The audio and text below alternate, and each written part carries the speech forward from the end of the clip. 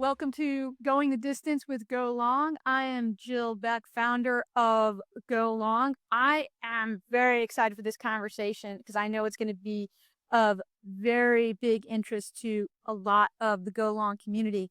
I am here with Lora Georgieva, who is the founder of Destination College. She is an expert on college admissions and financial aid and works with clients to help their kids get into college and get the right financial aid packages out there. So, Laura, welcome to the show. Thank you, Jill. Thank you so much for having me. Yeah. Why don't you tell us a little bit about how you ended up being in this role? Yeah, thank you so much. That's a great question, and I get asked a lot. So I've been doing college planning for 14 years, but how it all started is I believe in educating myself, and I always have a passion for researching the unknown and like what opportunities and possibilities are out there. So I was a financial advisor prior to becoming a college planner. And during the time when I was working with a company as a financial advisor, I was attending advanced planning seminars, and they were talking about the effect of like having various assets, and how would that affect FAFSA and the college applications, and qualifying for financial aid. So at that moment, I was overfunding a lot of 529 plans, like working as a financial advisor, and I realized that this might not fit everybody's needs. So that's how I started digging more into becoming certified as a college planner, and that has been my passion for the past 14 years, and just helping families navigate through the overwhelming college planning process. That's fascinating because most of the college coaches that I've heard of, they've come in that they've been like guidance counselors, coming up through more of like the academic educational space. So this is really interesting that you came up through the financial space and then just saw this opportunity to add to your sphere of knowledge to just get into financial aid specifically. So that's really interesting. So, okay. Well, let's start with the financial aid stuff first, although I know you Hmm. can answer the admissions stuff as well. So, question that came in is that um cost of college has obviously gone up like exponentially. Especially since, I graduated college in 93. So, long time ago. Uh-huh. And the thing is that we have a number of families where it's like they definitely just do not have that kind of money in the bank Uh-huh. to pay for college. So they have 529s, but what else can be done to compensate for the fact that maybe someone doesn't have a lot in savings and obviously they want to send their kid to college, but they also don't want to like mortgage everything to make it happen.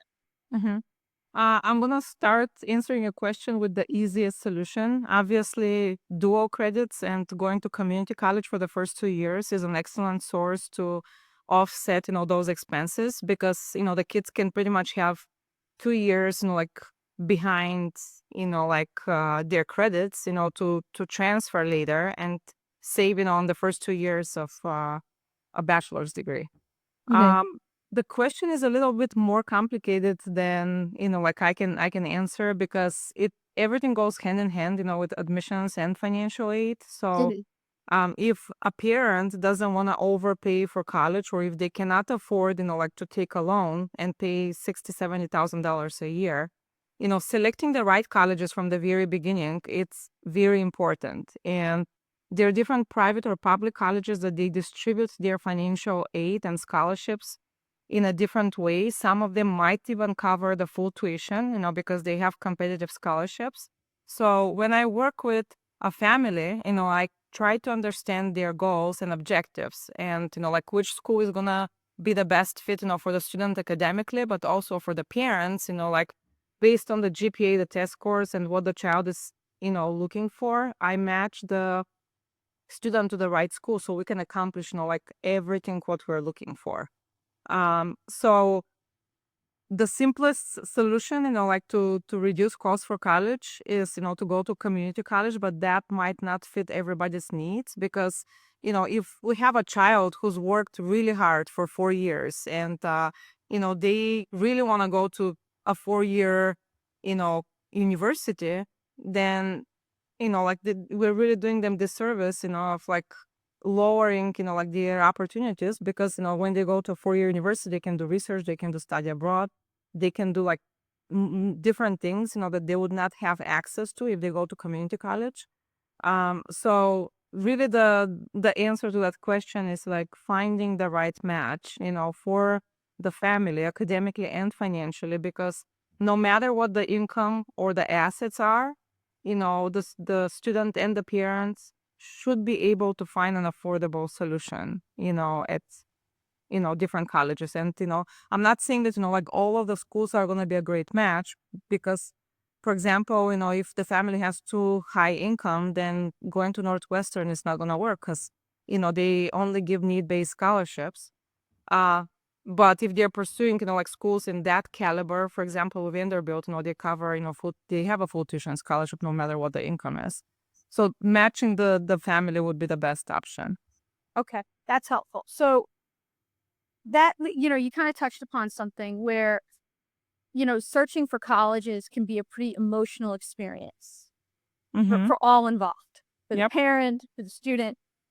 And I would think that that leads to potentially some predatory loan scams Mm-hmm. that could happen out there. So what should people be on the lookout for in terms of something that, may not pass the sniff test in terms of something that's predatory versus something that's a legitimate loan program or grant program? I mean, if they're being asked to pay for a program, to apply, that's I would consider the biggest red flag because Right. like they shouldn't be paying, to apply for like loans or to apply for grants or scholarships. Mhm, So that's probably like the number one, like red flag. mhm, Obviously, like asking you for too much, like personal information, but typically the best options and the ones that are not, scam, obviously they're, the government loans, not going through the government. mhm, Or the next one is to go to a local bank or credit union. I love credit unions because usually they don't have origination fees. And, if you are banking with a credit union, they might have a, like a student loan or, like you can ask, the bank, like where you're banking. But if you're just receiving a random offer, through an email, like click here to apply mhm. for this like 0% loan, that's probably a scam. Yeah, actually, you bring up a good point about credit unions because I think credit unions are an underrated place to bank, and they offer a lot of things that traditional banks don't offer in terms of services and products. And I think that's great that you brought that up. So you also touched upon, there are certain schools that tend not to, that only do needs-based giving versus ones that do scholarships. So can you elaborate a little bit more on, is there a certain profile of school that tends to give more money than not? Uh, I don't know And I if I know can. it probably depends a little bit on the admissions too, but I'm just curious, is there something where it's like, hey, you know what? These types of schools you might want to look into because even though their total cost might be this, they also tend to knock it down quite a bit to, on different aid packages. Yeah, I mean, I don't want to emphasize on specific, colleges because I really think that, like it's up to the student, like finding their best opportunities. And Mm, sometimes it might be an expensive option, such as, like some of my colleges go to Indiana University, Bloomington, and mhm. they have an excellent, like business program, the Kelly School of Business. Right. Yet they don't give much in scholarships. I mean, they award scholarships, but it would not cover a lot for out of state students. But a lot of my students also tend to select that option because it's just, like their academic interests, like aligns with the School of Business. Okay. Uh, but typically, like when students go out of state, out of state public universities tend to charge double and give less scholarships to out of state students. That's usually, a more expensive option.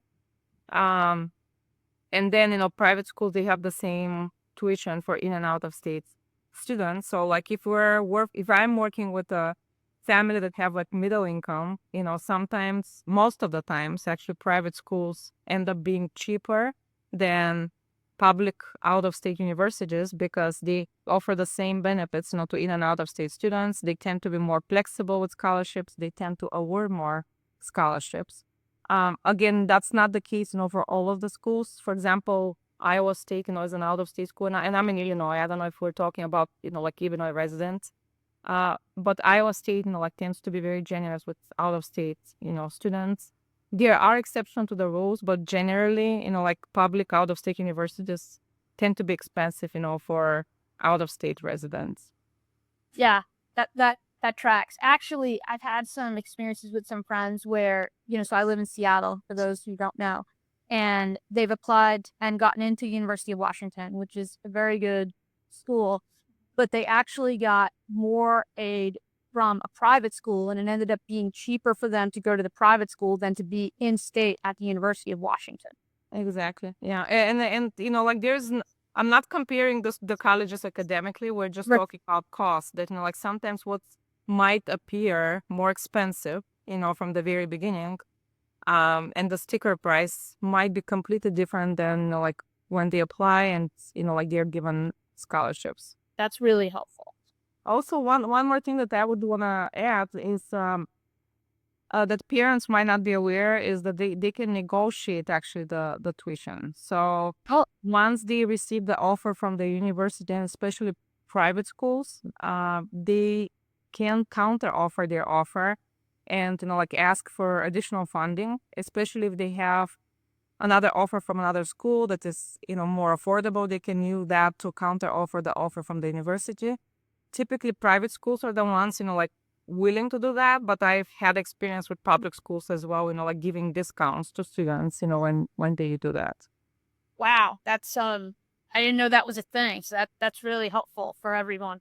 Mm-hmm. So, all right, so then let's shift gears more to the admissions piece. So, when should someone hire you? Because there's this whole thing where now you have to get into, like in New York City where I'm from, it was like literally starting at nursery school.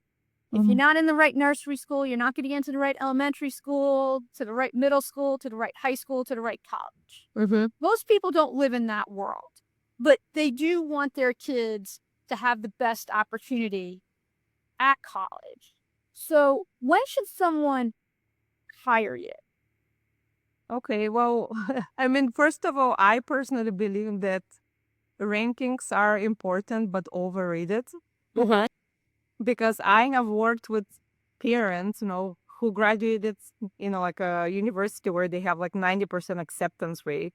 Right. Parents that graduated MIT and Harvard, and like the parents who went to not so selective school are actually doing better than the other ones.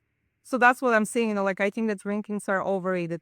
Second of all, if you follow the path of like like I want to go to the best elementary school, the best high school. High schools have quota of how many students from that high school can be admitted to, let's say, a more selective school. So by the choice of the child not going to the best in the most selective high school, they probably will have better chances of being admitted to more selective college or university. And then like the best time, I would say most of the students, when they hire me is junior year in high school. Okay. And that would be, I would say, like, I can even start working with them in the summer before junior year. Mm-hmm. Mm-hmm. Okay. Got it. So that's helpful. So then when you are thinking about junior year, the SATs come to mind. And so I would say, like, I feel like there's been whiplash over the SATs over the past like 5, 6 years. They took the SATs, then colleges weren't taking the SATs. Now some of them are taking the SATs. So, should you take the SATs? How often should you take them? And do they matter? Uh, yes, they do matter, regardless if it's test optional or not. Mm-hmm. Because during COVID, a lot of colleges went test optional.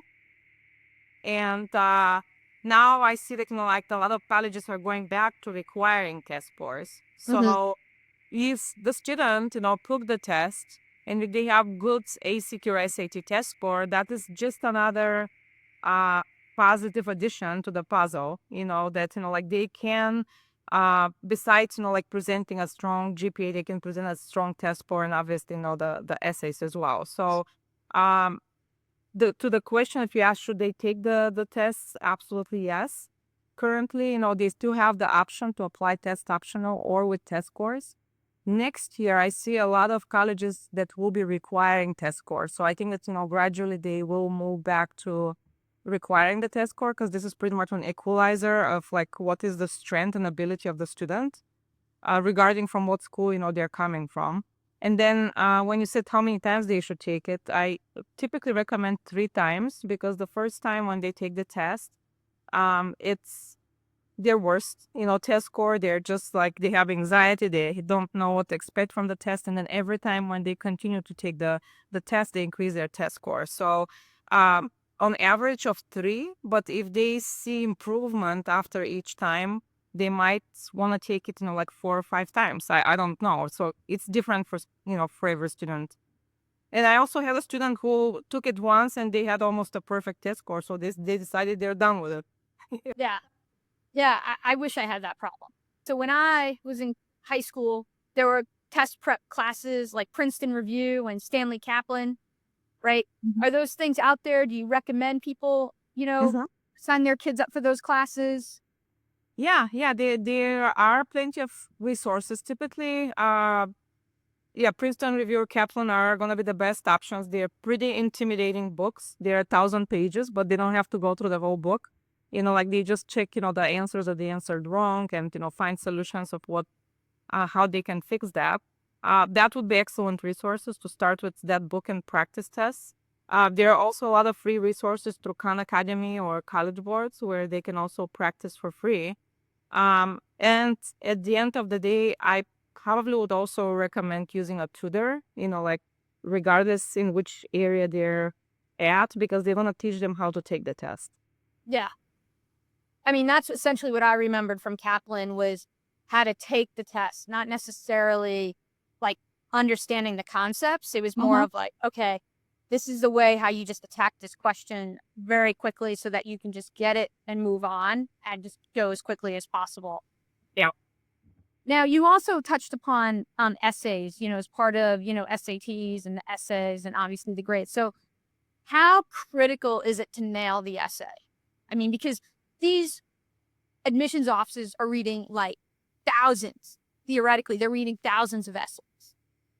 So, what's your strategy in terms of with the essay and how important is it?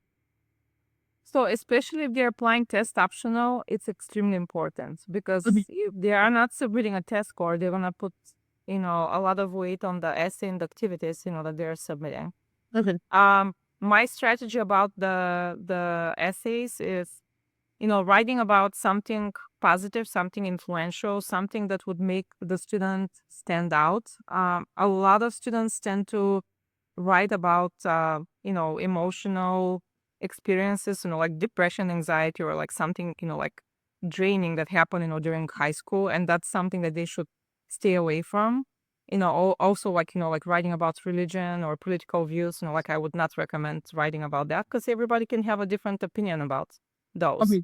But some, like influential experience. For example, I had a student, who was applying with social studies major, and his essay was about how he hand wrote 1,200 sticky notes, and he put, one of each of the sticky notes on each like locker in high school, to promote positivity, inclusivity, like stuff like that. So that was his admission essay.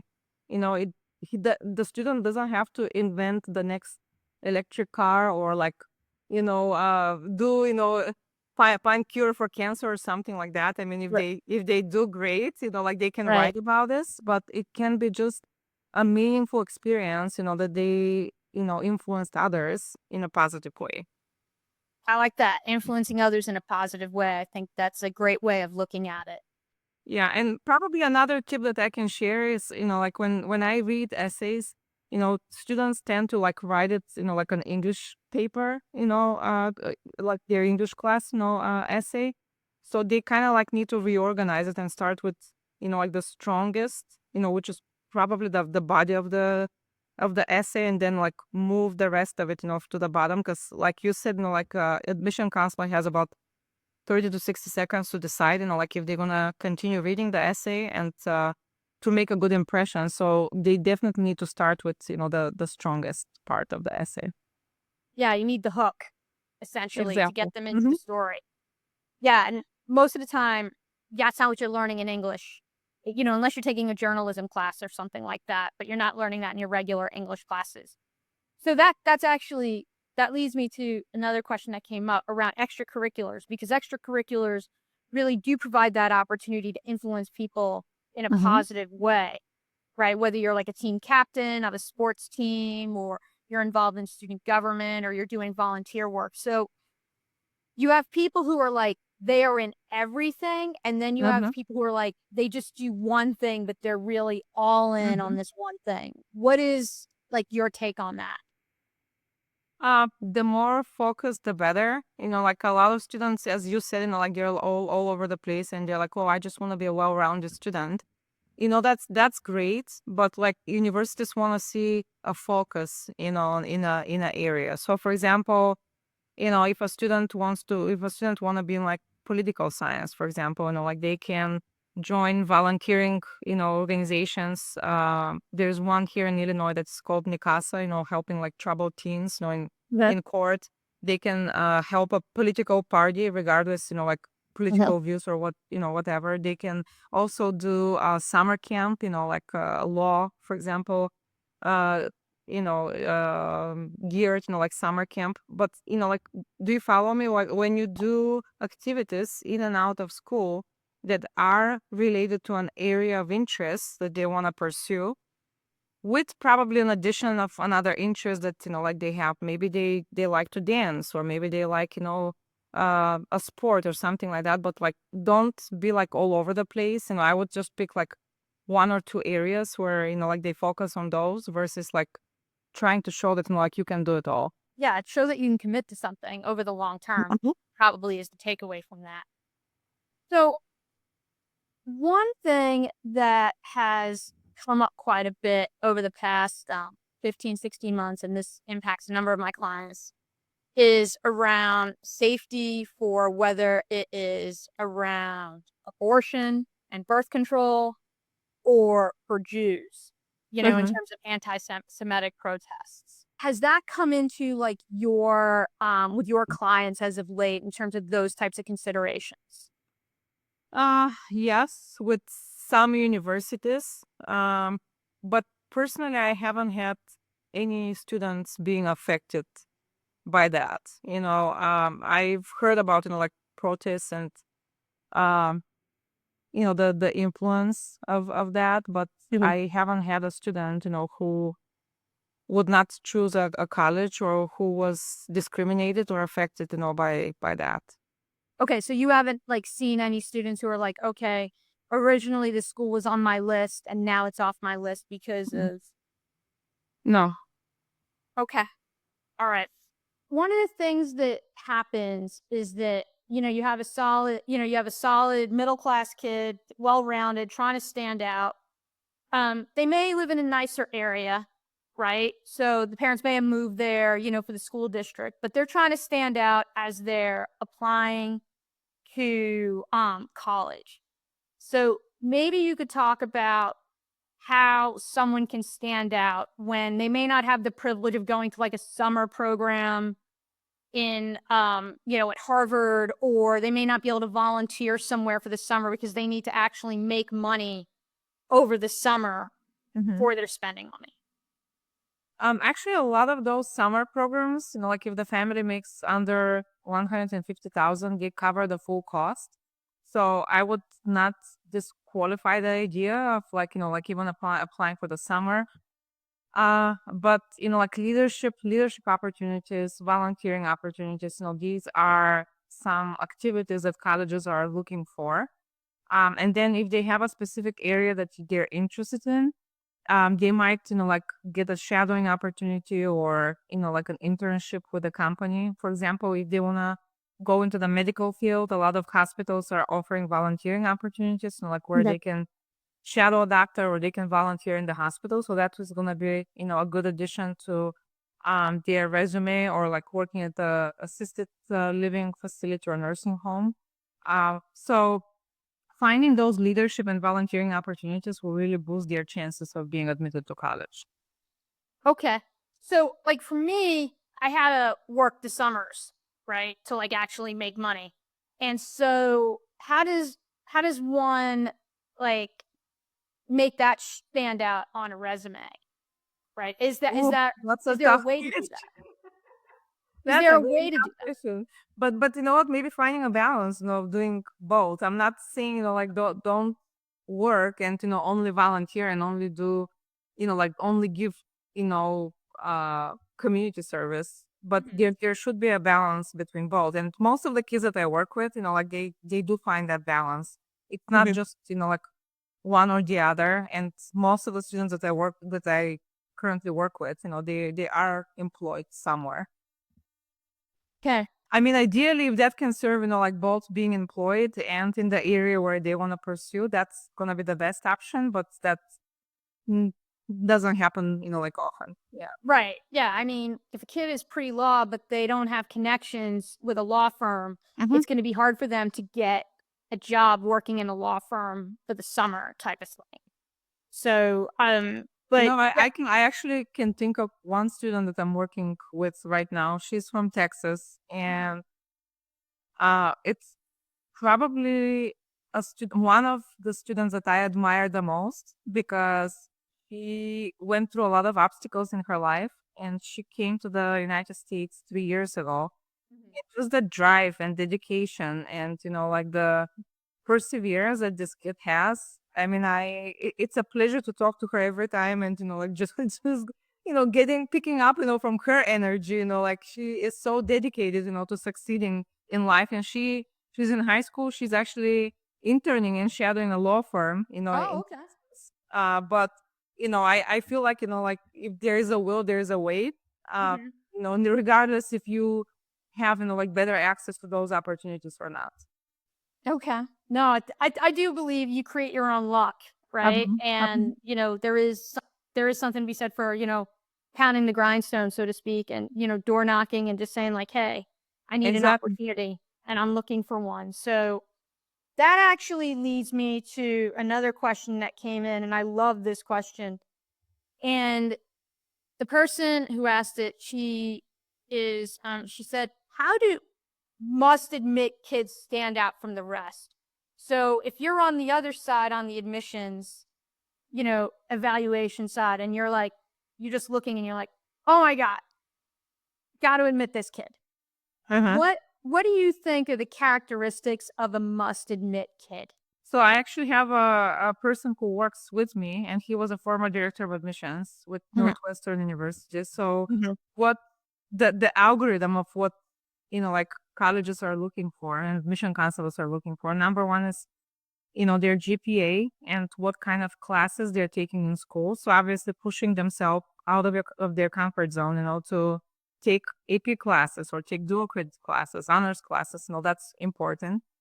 Number two is test scores, and then it comes the essays and activities. Now, how does the student stand out, and what do they do extra, like in and out of the classroom, that is not typical for like, a regular applicant. So everything plays a role. But to give you an example with another student that I had, like I helped him through my non-for-profit, because I also help homeless kids and single moms, go to college through Mhm. my non-for-profit. He was a refugee from another country, and unfortunately, his whole family was killed.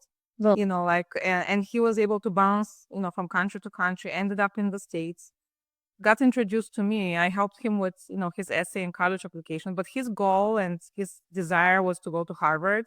And he was going to community college, at this time. He was living in um, an apartment that was subsidized by donations, by community members. And his GPA was not the highest, 2.7. He just had this clear cut vision that he's going to Harvard and he's going to graduate with a law degree, and then he's going to go back to his country and change the laws so this doesn't happen to other families like his. And it happened.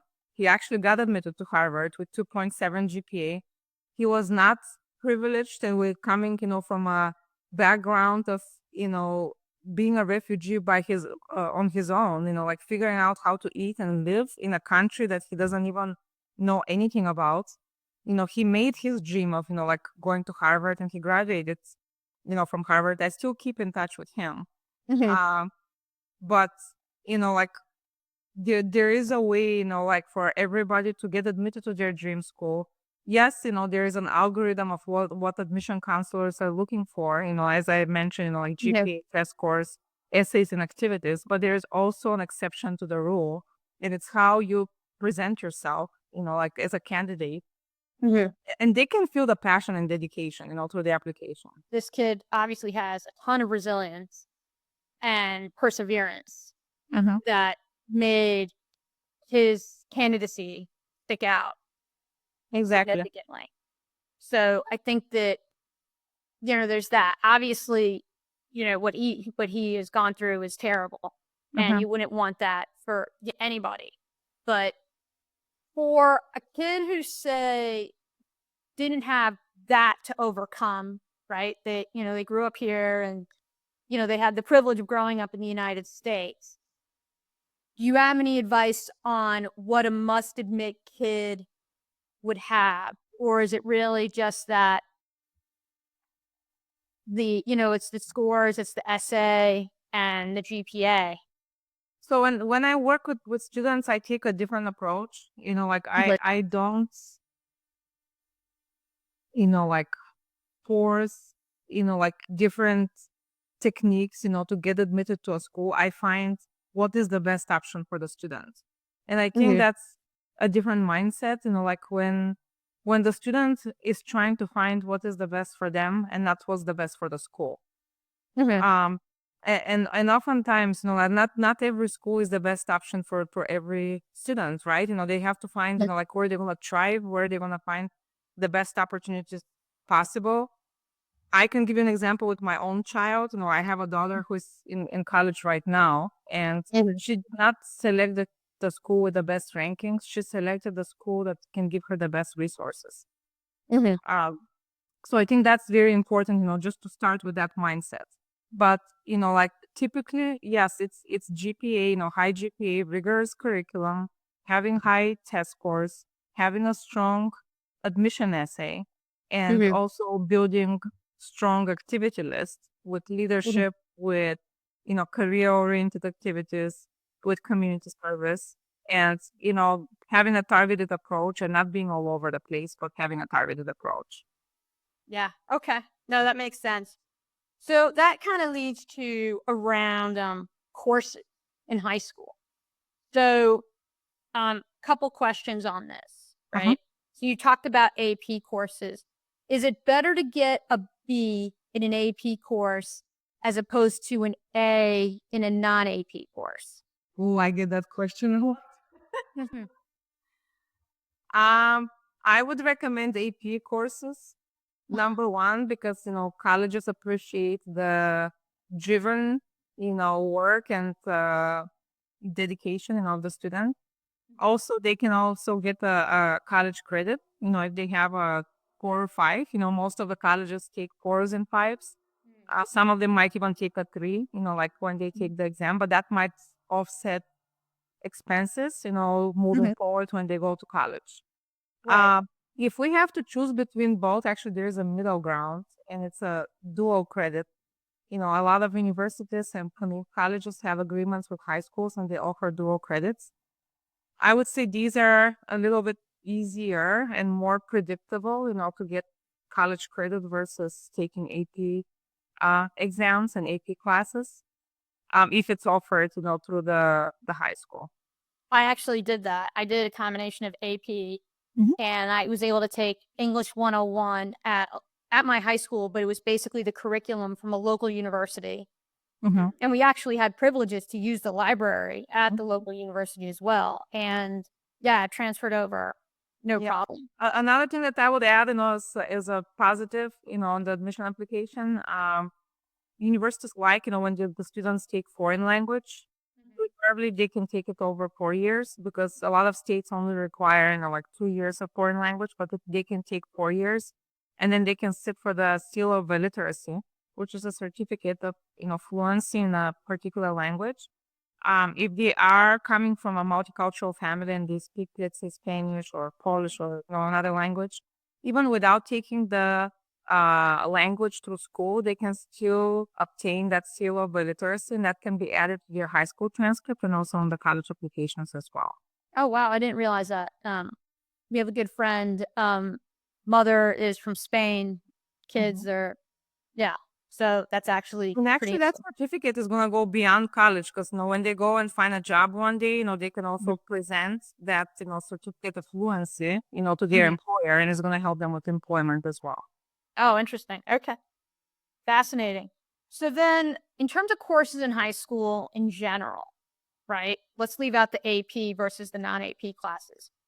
Are there certain subjects that people should go heavier on, go lighter on? I mean, like, I know in college there were certain majors, that tend to not have as rigorous of a curriculum as other majors. Mhm. So, what do you recommend to kids and when they're thinking about taking their classes in high school?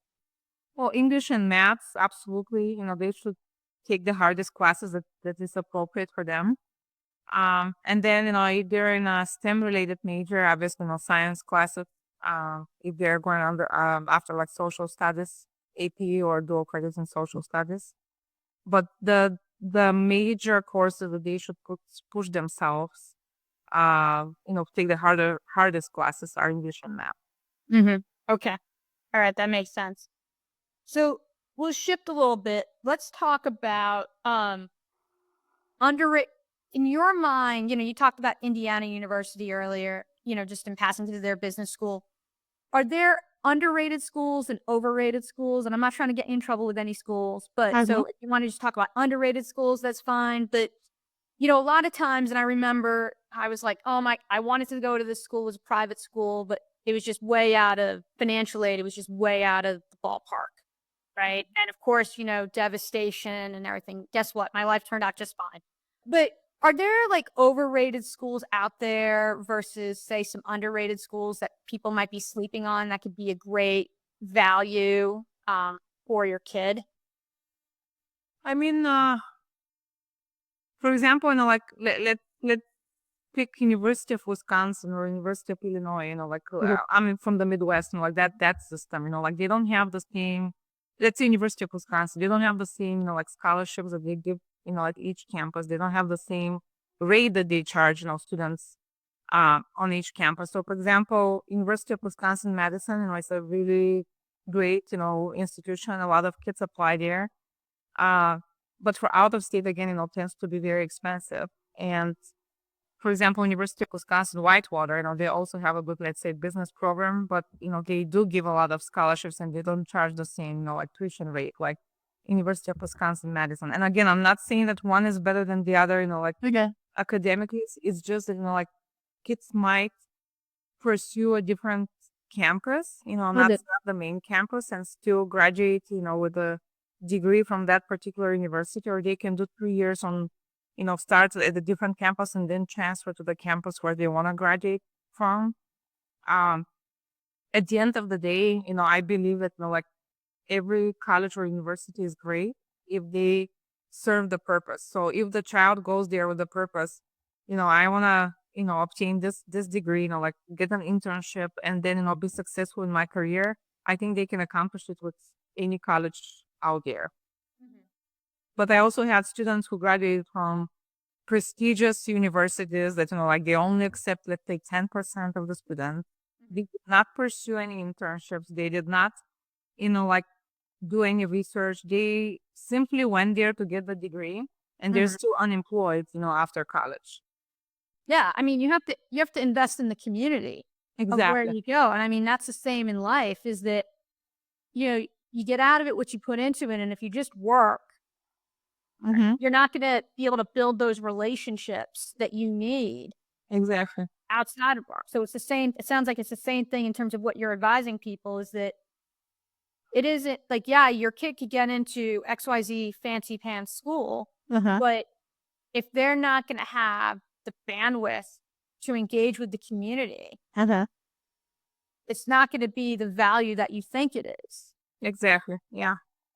I think that's a really important thing for people to think about. So, and I like what you talked about earlier around the community colleges. I think that that has become a very underrated way to kind of save some money, get those Mhm. core curriculum classes out of the way, at least for like a year.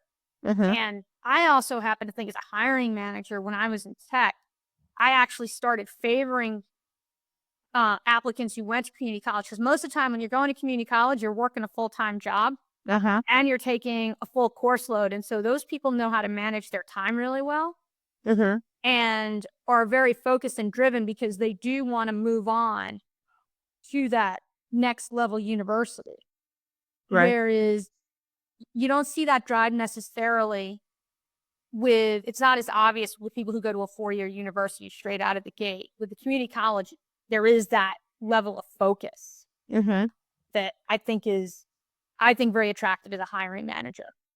And also, the trade jobs, like they also are not as have become not as desired as like, getting a bachelor's degree and becoming an engineer or a finance major or something like that. But I also see a huge opportunity, within that field, the trades. Um, I personally know a lot of successful, business owners in the trades and My plumber and my electrician make plenty of money. My electrician gets to golf in Arizona 4 months out of the year. So clearly he's doing something right. I think it's going to be a while before AI phases out the plumbers and the electricians mm-hmm. and those tradespeople, whether you're working by yourself or you have a union job in one of those trades areas, because the benefits with the union jobs are pretty significant. So you probably have like a thought process in your mind around how you help a family narrow down schools. So family comes in and like the kid's like, I want to apply to 30 schools. And now with the Common App, that's like really easy to do. Mm-hmm. How do you, or do you not, work with families to kind of be like, all right, maybe we want to narrow this down a little bit so that this way we know which ones are like your high stakes Mm-hmm. applications? How do you go about that? So most of my clients, like they apply on average, I would say, to probably like 13 schools, 13? 13, about Okay. 13 schools, yeah. But some kids do need to apply to 30, especially if they're an athlete, because, with athletics, it's extremely competitive, especially if they're applying to Division 1 school. Mm-hmm. And I've had students who applied, maybe not to 30, but like 25. Mm-hmm. Um, just because, like, they don't know if they're going to get admitted academically and if they're going to make the team, athletically. Mm-hmm. So it really depends on the family, but I I would recommend, like applying to 10 schools is probably the best, advice that I can give, like Mm-hmm. not less than 10. And somewhere between like 10 to 15 is like where most, like students tend to apply. Definitely not 30, for everyone, but as I said, like some kids might need to apply to 30 if they really want to go and play a sport at Division 1 school, and it's competitive admissions as well. Do you talk to kids around like what is realistically involved in playing a Division 1 sport? Because that is like the equivalent of having a full-time job. Mm-hmm.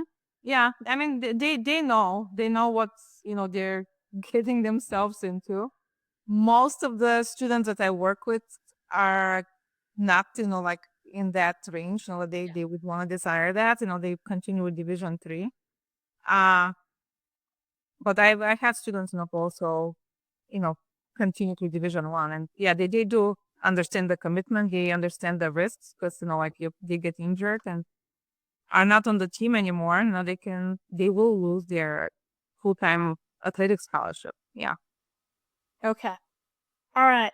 I have one final question. Mm-hmm. It's around early decision. And so one person asked, how does early decision impact financial aid? And their mindset is that if you want to go to the school that bad, that you're willing to apply early decision, why should they fork over money for you? That's a great question. So to understand how much they can receive in financial aid. First of all, every college has a net price calculator. So if they go to the university website and they Google, like net price calculator, they should be able to plug in their kids, GPA, their income, assets, and everything, and they will get an estimate of how much that will cost. But let's say they didn't do that and they didn't know about it, and their child applies early decision to a university and then they get admitted. Early decision is binding, and Uh-huh. they present the financial aids. Because I did work with parents, who contacted me, after this case scenario. If the school is not affordable, they can get out of the binding decision for financial reasons. But if the school admitted the student and they gave them substantial amount of grants and scholarships, then the student has to attend the college because it's a binding agreement. But if it's not affordable for the parent and the student, they can still get out of the binding decision. Okay. Now, what about, let's say it's not needs-based financial aid, but what about academic scholarships? Would early decision impact the awarding of an academic scholarship? It might. We're talking about even early action would Mhm. impact it. So if they apply early, potentially they can get better chances of admission and also better merit scholarships as well. Okay. This has been an action-packed conversation, Laura. Thank you so much for sharing all this information. How can people find you? I mean, and we'll put it in the show notes. You're just on email, website. Are you on any social media or anything like that? I am, yeah. So my phone number, direct phone number is 224-619-2173. My website is destination-college.com. And I am on Facebook. I'm old. I'm also on LinkedIn, but I don't pursue that actively. So probably the best way to find me is through Facebook, website, or calling me. As I said, I do offer a 30-minute free consultation, and I also post a lot of tips on Facebook about admissions, financial aid, and just information in general that might benefit your audience. That's great. So we'll get all that. We'll put that in the show notes. So um, we're going to wrap it up. Again, this is Going the Distance by Go Long. And Go Long is a specialized coaching service that helps women over 40 deal with all of the things that are going on in their life. And certainly, college and financial aid planning is definitely part of that discussion.